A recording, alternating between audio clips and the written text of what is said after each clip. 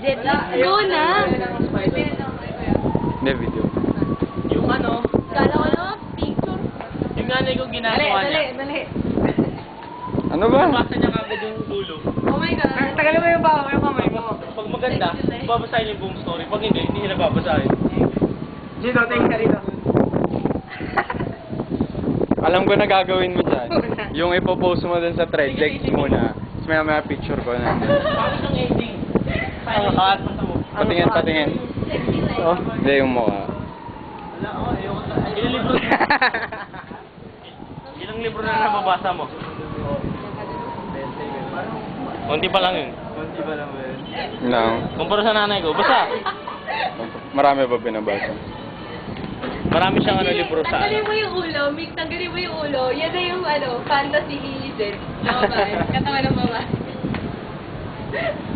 Ano tanggalin yung ulo? Dream girl mo. Ayan.